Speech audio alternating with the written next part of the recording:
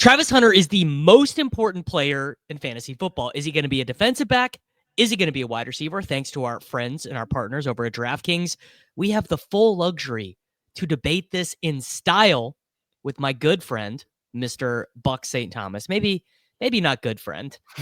No player is more contentious, honestly, than Travis Hunter this year. You have the people who state passing on Travis Hunter in the 5th round, that's you should go to the Hague, right? And then you have the people who say, "Yeah, dude, but you want to take a wide receiver as a tackle, Jonathan Taylor?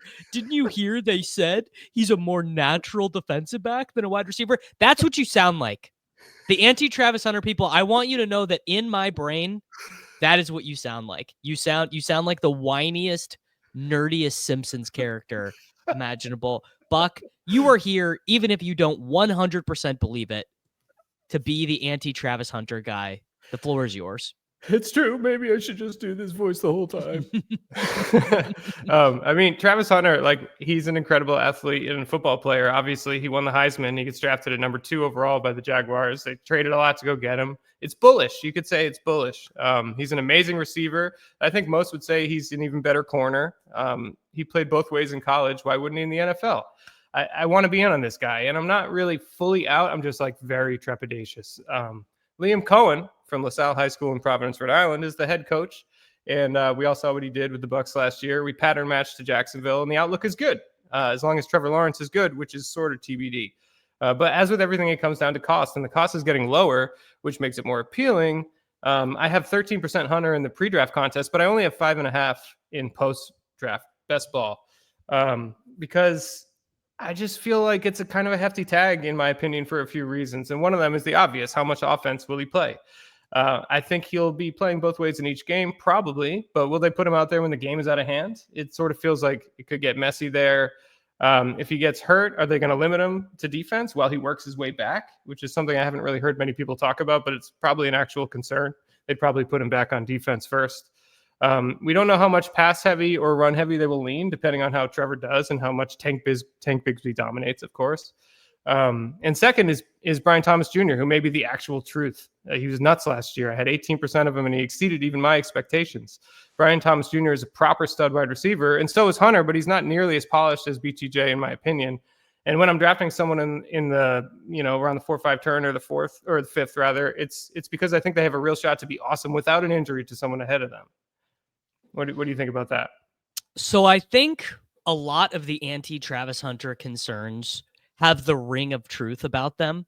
And that is why it's so easy to be like, okay, well, I'm just not going to take a defensive back in the 5th round. Yeah. My return to this is my rejoinder, if you will, is very simple, which is that you simply bet on elite athletes being elite. You know what? It's frankly not that dissimilar from saying, I'm going to draft Derrick Henry until the wheels fall off. I'm going to take Saquon Barkley in the 1st round of my draft, even if all the nerds say he doesn't catch enough passes, he doesn't get enough goal line work.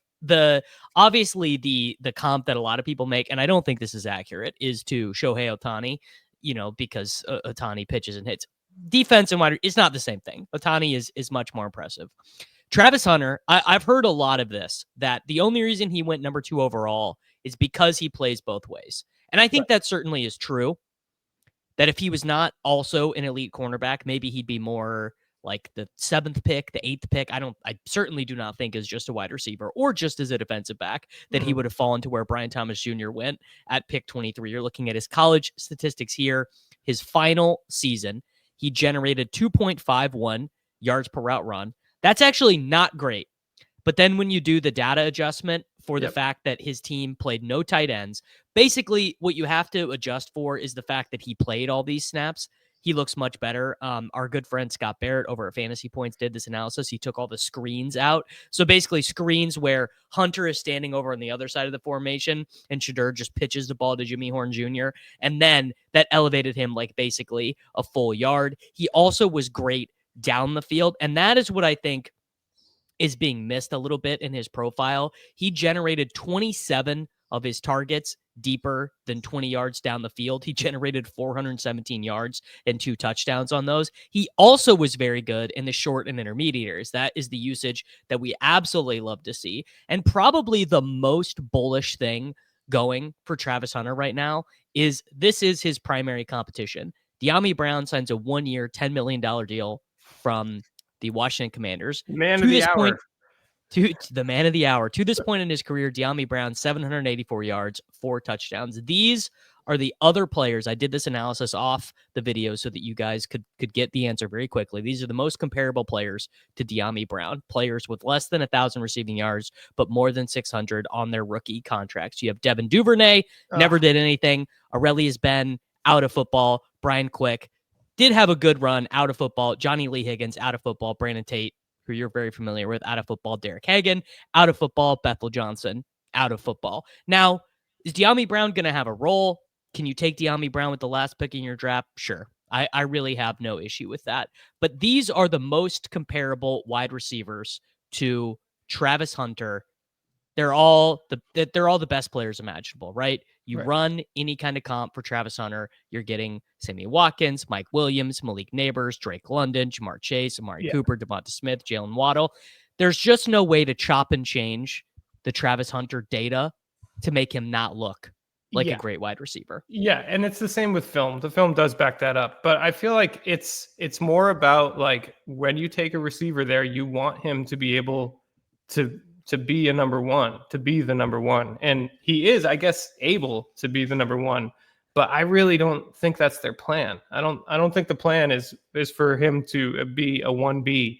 Well, let's do this game right here. So this is consensus ADP from Sleeper, FFPC, CBS, ESPN, right? Actually, this is just the Sleeper data. So that's even better because a lot of people play on Sleeper. Tet versus Hunter. I have Tet higher in my rankings, right? I think that is totally legitimate. I also have George Pickens higher in my rankings. I'm a big George Pickens guy. Gets to play all those games in a dome, whatever. But then you get in this next range of guys, and I actually don't think it's close. I want Hunter over Waddle every time. I want Hunter over Olave every time. I want Hunter over Jordan Addison every time, over the rookie running backs every time. What would be interesting is actually, it's kind of funny the way the ADP displays. If you told me right now, Chris Godwin running routes, no chance of being on the pup, the ankle's feeling great, I probably actually go Godwin over Hunter, but every other guy in this range does not have the, like, I think in the back half of the season, there's a good, here's the hot take. We'll bury it 7 minutes into the video. I actually think Travis Hunter can be a better wide receiver than Brian Thomas Jr. He certainly was a better wide receiver than Brian Thomas Jr. in college. Yeah, but like Brian Thomas Jr. exceeded everyone's expectations in the NFL. Nobody expected him to be this good. You know, he was better, right? He was better. Yeah. Look, don't get me wrong. I got no issue with that. Like you can't, obviously we are not disregarding what Brian Thomas Jr. has done. And like I think I feel NFL. like I'm having a hard time with putting him like just straight up ahead of Waddle and Olave too, because I mean, while I've been out on them in years past, like they were second round picks for like years, second and third round picks, and like we believe in them. We believe in them, and we feel kind of like their situations failed them. So I feel like they still have the capacity to outproduce Hunter. Because I just look at what the Jaguars did last year in a year where like they sucked. McCorkle Jones was playing quarterback. 411 yards for Strange, 390 for Parker Washington, 379 for Christian Kirk, 365 for Everett Ingram, 239 for Gabe Gibbs. They had nothing. Yeah. And I think that you're right. I think you can look at their offense this year and say they got nothing other than BTJ and Hunter anyways. Like Brenton Strange and Parker Washington and De'Ami Brown, if Hunter is who I think he is, it doesn't matter. But they can this can be an Evans Godwin. You know what a better comp is a Thielen Jefferson situation where they were totally symbiotic under that. And this is the same style of offense, right? The Liam Cohen thing is age part of the age and talent notwithstanding, though. Those are like yes, like BTJ versus Thielen is not even close. But like another potential issue that you don't remember how good Adam Thielen was. Yeah, but like he's not the same player as BTJ. He was like steroided Edelman. You know, he's Where nasty. where were you? Where were you when Adam Thielen scored 14 touchdowns? Where were you for the But that wasn't that long 113, ago. 1409 Adam Thielen season? You normally when people say people forget, they actually didn't forget. People do actually forget how freaking incredible Adam Yeah, Thielen his was. production. I mean, he's an incredible wide receiver. Maybe I'm higher on BTJ. Like we weren't drafting Thielen in the first round ever, were we? He got up there pretty high. I don't remember exactly how. None of this is a bearish argument on BTJ to Yeah. any degree. It's a pro Liam Cohen. It's a pro Travis Hunter. It's actually a pro Trevor Lawrence as well, where I find myself believing that 17-year-old at Clemson is going to come back out someday. We've never seen it in the NFL, It's hard, basically. dude. It's so hard to get a read on the Jaguars because of what happened with Urban Meyer. Like he kind of like torpedoed. He set them back like 2 years. And Peterson was screwed after that too. You know what? If we get 2022 Trevor Lawrence, where they won 9 games, they won that playoff game against the Chargers. We had 84 for 1100 for Kirk and 82 for 823 and 5 for Zay Jones. If you just, instead of Christian Kirk and Zay Jones, those same passes and routes go to Brian Thomas Jr. and Travis Hunter, I mean, I think we're talking about, like, you have 2 guys who can finish as top 12 wide receivers on the same offense, because there just is no one else who demands the ball. They're like, I am so low on De'Ami Brown. Let me get ratchet up the annoyingness here and start to talk about that voice, the guy who has that voice. Another potential issue. Jonathan Taylor. Another potential issue is that he's going to be facing alpha NFL wide receivers every play on defense. I mean, and that is actually true. Like, unlike in college where he's just a freak athlete, he was so much better than most of the receivers he faced. It's going to demand more physical effort and more attention to detail. He's got both an offensive and defensive playbook to look, and the NFL season is longer than the college season. I remember John Harbaugh coming out at the combine and being like, I don't know how anybody can do that. I don't think anybody can do that. He might be wrong. But recently, Kelsey, your boy, was quoted recently as saying that teams are just going to try to wear him down when he's playing quarterback. Send the 9 route. Send the 9 route. They're going to run on the the 9 wide route. Just take off on him all day. Just try and get him tired. And why wouldn't you just attack him that way? That's a quote from your boy. And I feel like the answer is right now, it's going to be fluid. Like, how good is the Jaguars defense going to be? How good is the Jaguars offense going to be? If the Jaguars offense can stand to be good without him for the first, for the second half of games, then they're not going to need him as much on offense. And if the defense is really good, but the offense sucks, then he's going to be playing more offense. And we just don't know that right now. We actually can't even really project it right now. It's a brand new coaching staff, really, really new set of skill players. It's just so much up in the air. I feel so trepidatious about it all.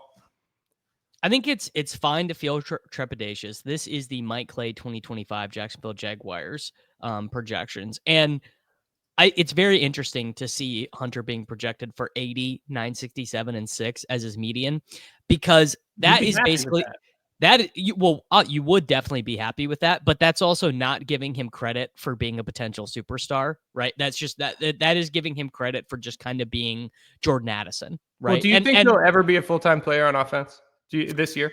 My guess is that Travis Hunter likely is a better wide receiver than he is a cornerback, because it's a more unique skill set. And I think that also his coach is an offensive coach. And I think when you get those guys in the room, you watch the film.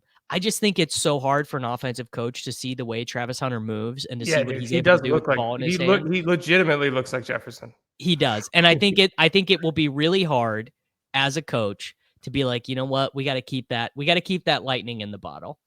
I know it, and like it really does come down to like in the draft that you're in, what are you doing, and like, do you need a wide receiver there, and do you need him to have the ceiling to get to first round pick value, because he does have that. I feel like it's honestly like less than a coin flip likely that he definitely, like, probably less than 25% chance that he's just straight up better than BTJ, and probably 50-50 that he pays off the ADP, and even less than that he just is more valuable in fantasy than BTJ. Well, let me close it this way. You're in a 12-team league with your buddies. You have an 8.3% chance of winning. So you're probably just going to lose anyways. So instead of just accepting that you're going to lose anyways, I want you to try and tilt the odds in your favor as much as possible. And there really is no better guy to tilt the odds in your favor than a guy like Travis Hunter and his ceiling in the 5th round. Again, thank you to our partners over at DraftKings for helping us out with this video. Football season is right around the corner. There is no better way to lock in your fantasy dominance early than with Best Ball on DraftKings, where you draft once and ride your roster all season long. You can enter into the $15 million best ball contest for just $20, and you'll score another best ball ticket to play free for a share of $15 million, giving you a second shot to win big.